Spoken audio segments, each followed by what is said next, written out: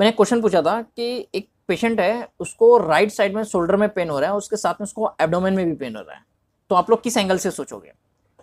तो मोस्टली सब लोग यही सोचेंगे कि उसको शोल्डर में है तो मीन्स शोल्डर में कोई डिफॉर्मिटी हो सकता है, वहाँ पे उसको इन्फ्लामेशन हो सकता है, वहाँ पे उसको मार लगा हो सकता है, इंजरी हो सकता है, या फिर बोन से रिलेटेड कोई प्रॉब्लम हो सकता है, या फिर मसल्स में स्पाजम हो सकता है। ऐसे ऐसे हमारे दिमाग में क्वेश्चन आएंगे।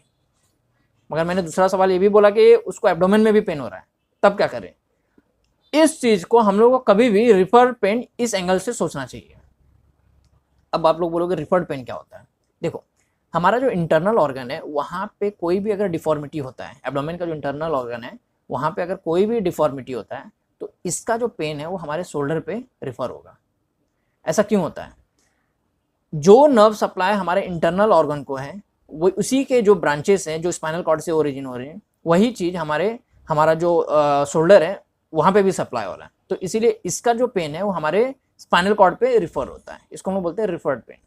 एग्जाम्पल के तौर पे, जैसे अगर गॉल ब्लैडर में अगर कोई प्रॉब्लम होगा तो इसका जो पेन होगा हमारे शोल्डर के राइट साइड में अपने को फील होगा। अगर अपने को स्प्लीन से रिलेटेड कोई प्रॉब्लम होता है तो इसका जो पेन है अपने को शोल्डर के लेफ्ट साइड में अपने को फील होगा।